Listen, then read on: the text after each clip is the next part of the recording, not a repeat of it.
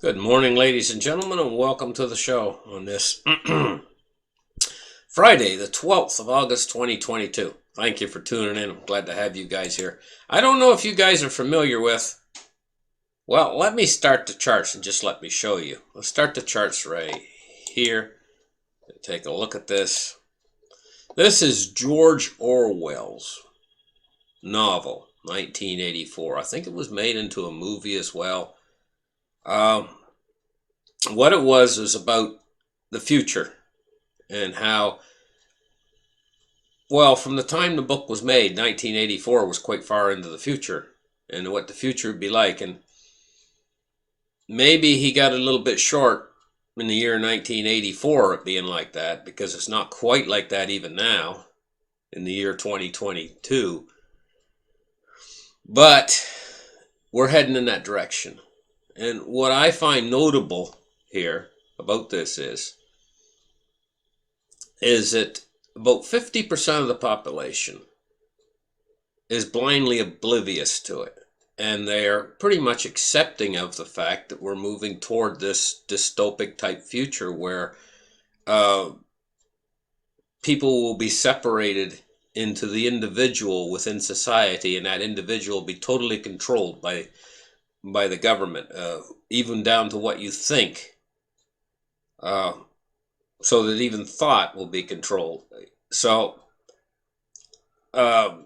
they're okay with it. Seems like they're not. It doesn't really bother them that much. 50% of the population right now, they're not too concerned. They think it's just, oh, it's not real. It's not really happening. But we're slowly moving toward this. Very, very, very slowly moving toward this dystopic type future. And what I think is the other 50% of the population is like, heck no, we don't want this. See, now if they could get 100% of the population for this kind of stuff, for moving toward this dystopic future, they could go an awful lot quicker toward having a dystopic type future. Let's look at one of these pictures here, you know. So the thing about it is you got the 50% who think or don't even think. Let's just say they don't think. And they're moving along toward this, and they're not really against it. They're going to move forward with it, and they're actually they can be counted as being on its side, moving us, progressing us toward this. That 50% of the population, I believe that they don't realize what it's going to be like on this side of it. They don't realize what it's going to be like until they're actually in it, and then it's too late. And then they're going to say to themselves, oh my gosh, what have we got ourselves into? We should have worked against this coming in. We should have done something. Now we're trapped in this. And we're being squished from all sides. And there's no way out.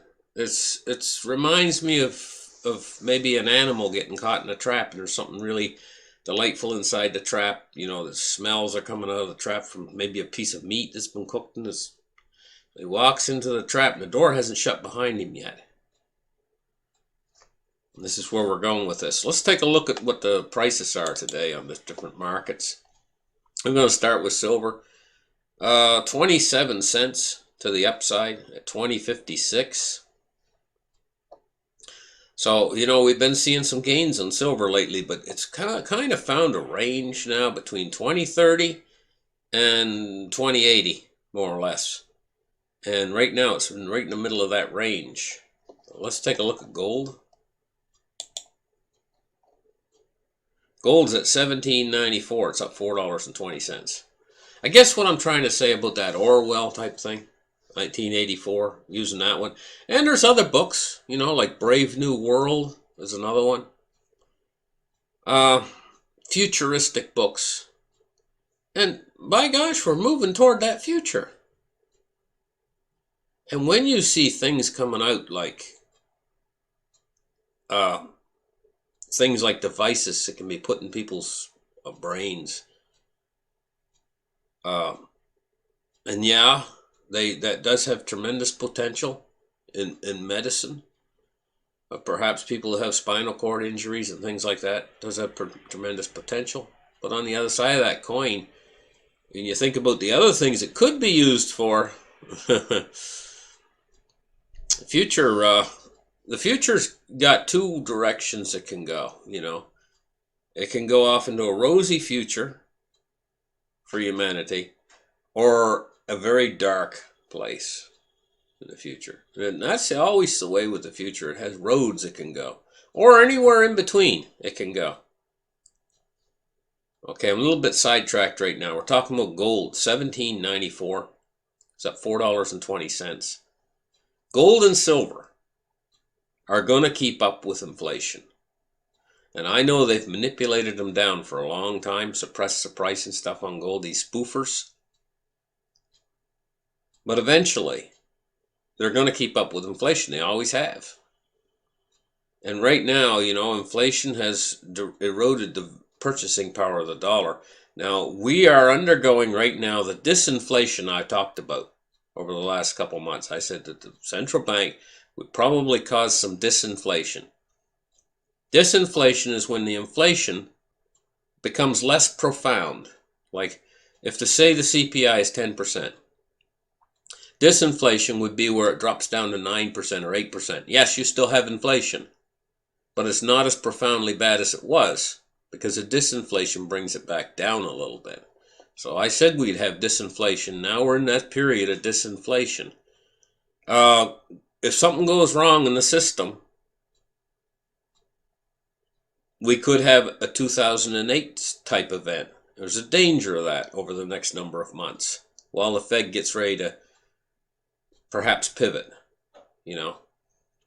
But they're going to get away with as much as they can do with these interest rates and stuff. But ultimately, like I said on my show yesterday, they can't raise interest rates. They can't really normalize them right now, because they have to pay on the debt. They have to service the debt. The United States, the debt that's owed. Can't service that if the interest rates are too high. It's just like the guy with the credit cards I talked about in the show yesterday. Anyway, let's move on. Cryptocurrencies today. We're looking at $1,138,000,000,000. So it hasn't moved much since yesterday. It's dropped just a little bit. Bitcoin's down to 23,853, and Ethereum's at 1,885. We're going to take a look at the Dow Jones Industrial Average, which has went up a little bit, 118 points at 33,455. Let's take a look now at crude oil, 91.33.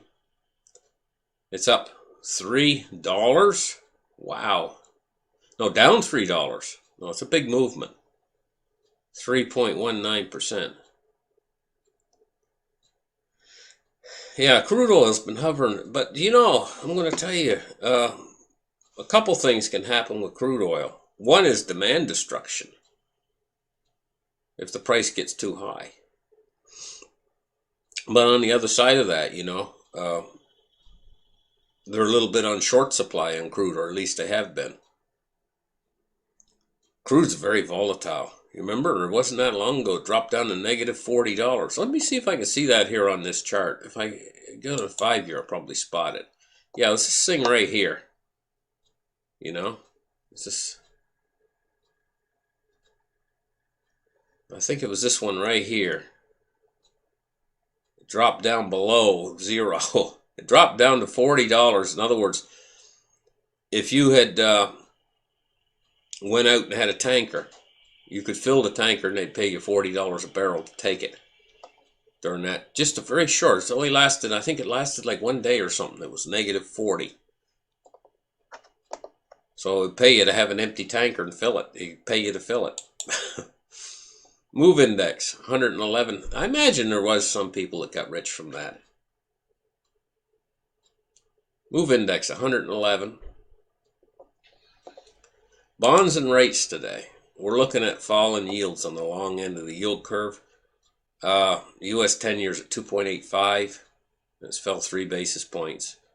And the U.S. 30 years at 3.13. And it's fell 2 basis points. And now we're going to take a look at the U.S. dollar index, which is going up today. It's 105.7 today. It's been climbing all day. Thank you guys for listening to the show.